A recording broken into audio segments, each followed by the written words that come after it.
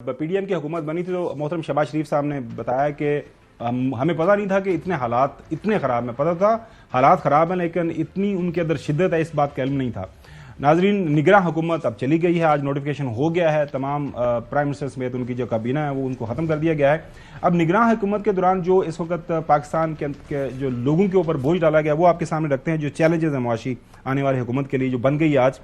निगरान दौर में नाज़रीन बिजली और गैस जो है सार्फिन उनकी मद में 1061 अरब रुपए का इजाफी बोझ डाला गया है। निगरान हुकूमत ने मुख्तसर मुद्दत में 2 बार गैस की कीमतों में भारी इजाफा किया है।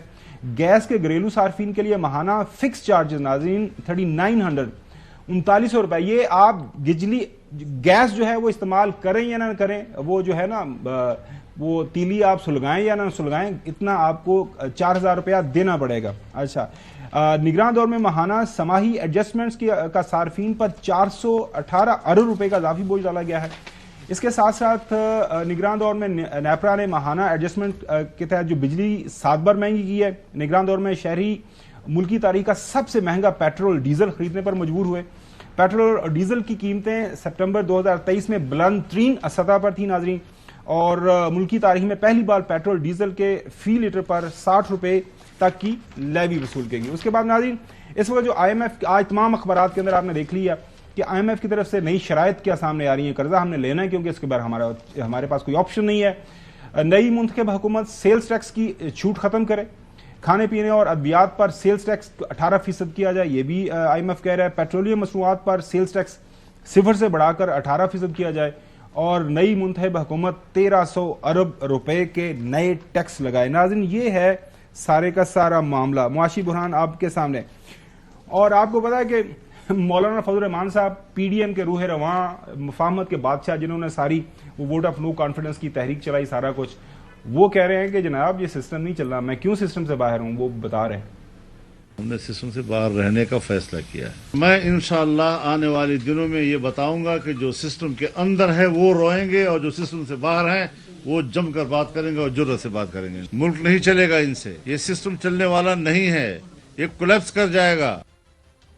नाज़रीन, शहबाज शरीफ साहब की तकरीर ज़ाहिर है वहाँ पे शोर शराबा भी था, उन्होंने की, लेकिन उनके पास मिसाक मईशत, मिसाक मुफाहमत, हुकूमत काम करती है। अच्छी बात है, ये इस तरह के आइडियाज़ भी आने चाहिए, लेकिन असल काम परफॉर्मेंस होता है किसी भी हुकूमत का। उस हवाले से मुझे तो कोई समझ नहीं आई उनकी तकरीर की। सुने क्या फरमा रहे हैं। मैं आज यहाँ पर ये कहना चाहता हूँ जनाब स्पीकर, जिस तरह मैंने 2018 में बतौर हिज़्ब इख्तिलाफ के लीडर के अपनी पहली तकरीर में मिसाक मईशत की बात की थी, मैं न सिर्फ आज फिर मिसाक मईशत का इआदा करता हूँ, इसके साथ मिसाक मुफाहमत की भी मैं उनको दावत देता हूँ।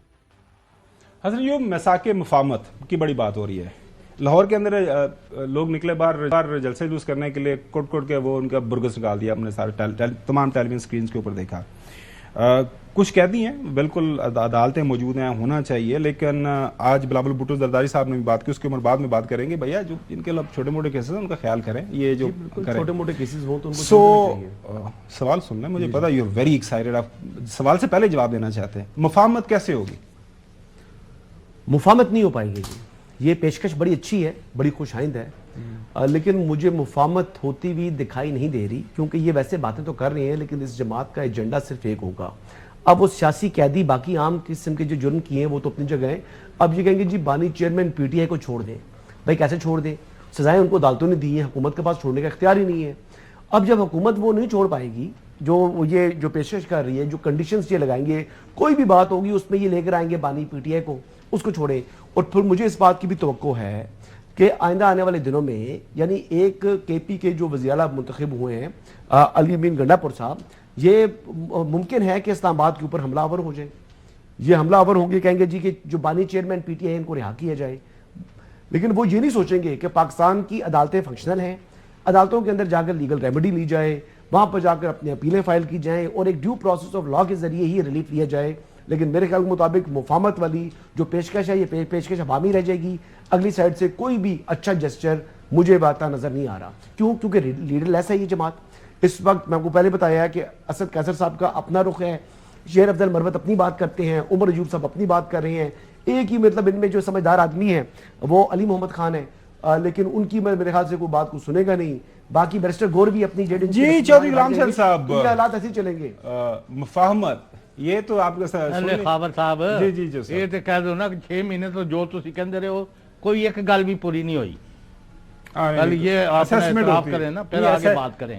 سارے ان کے علیحدہ ہیں، ان کے 92 کے 92 اکٹھے کھڑے ہیں. یہ وہ کہہ رہے ہیں کہ آزاد ہو گئے اب دوبارہ اڑ سکتے ہیں. 15 ادھر چلے جائیں گے. کدھر گئے جے؟ کوئی لینا چاہے گا تو جائیں گے نا. نہیں وہی ہے کہ وہ چوہدری صاحب یہ بھی تو دیکھیں نا، لینا چاہے گا. تو چوہدری صاحب یہ جو ہمارے غلطی مان کے نا بہادری کا ثبوت دیں. اور ابھی ان کو میں اور ایک ذرا شوق کرتا ہوں. جی پلیز. اگر ان کو کل پتا چلے کہ پیپلز پارٹی گورنمنٹ بنا رہی ہے اور پی ٹی آئی جو ہے وہ کہتی ہے ہم ان کی بلاول کی گورنمنٹ کو نہیں چھیڑیں گے، ان کو وزیر اعظم کے طور پر گورنمنٹ بناتے ہیں تو بنا لے، پھر یہ اور روئیں گے ہو ہمارے ساتھ کیا ہوا، یہ ہوا، پیپلز پارٹی نے یہ کر دیا. فکر نہ کرو، اگر آپ ودن پارلیمنٹ تبدیلی ہے تو یہ تو جمہوری عمل ہوگا. چوہدری صاحب میں تو اس پر کیا کسی کو بھی اعتراض نہیں ہونا چاہیے. نقوی صاحب کوئی کامنٹ بریک پہ جانا ہے. طاقت سے آ رہے ہیں ویسے نقوی صاحب تو کس کی حکومت بنی ہے چوہدری صاحب؟ وزیر اعظم پاکستان کون ہے آج کی تاریخ میں؟ وزیر اعظم پنجاب کون ہے؟ تو بانی چیئرمین پی ٹی آئی کس جگہ ہے آج کا؟ اچھا نقوی صاحب کے پاس میں جا رہا ہوں، صبر کریں بعد میں بات کر لیتے ہیں. وہ جو سارے جیلوں میں جاتے رہتے کیا ہو گیا؟ تم کیوں پریشان ہو؟ آپ جواب دے رہا ہوں. جی نقوی صاحب گو ایہڈ. جی دیکھیں، مفاہمت کی جو بات آپ کر رہے ہیں کہ مفاہمت کیسے ہوگی، تو مفاہمت 100% تو کبھی نہیں ہوگی اور ہونا بھی نہیں چاہیے. 100% مفاہمت کا مطلب یہ ہے کہ دیر از نو اپوزیشن. تو ہاں چند نکات پہ ضرور مفاہمت ہونا چاہیے کہ یہ اسمبلی کیسے چلنا چاہیے. یہ اسمبلی عوام کے احساس کو مد نظر رکھتے ہوئے، عوام کے فائدے کو دیکھتے ہوئے کیسے چلنا چاہیے، اور یہ بہت ضروری ہے. اور رہ گئی بات وہ جو غلام حسین صاحب نے پہلے کیا تھا، میں اس کا جواب دینا چاہ رہا تھا. غلام حسین صاحب نے بڑے محترم ہیں میرے، انہوں نے کہا کہ سب کو اٹھا کے باہر پھینکو. تو یہی بات تو عمران خان 2018 کی اسمبلی میں کرتے تھے کہ اپوزیشن کو اٹھا کے باہر پھینک دو، اپوزیشن کی مجھے ضرورت نہیں ہے، یا تو جیلوں میں ڈالو یا اسمبلی سے باہر پھینکو. تو یہ وہی تسلسل لگتا ہے غلام حسین صاحب نے شاید اسی چیز کو ذہن میں رکھ کے یہ بات کی.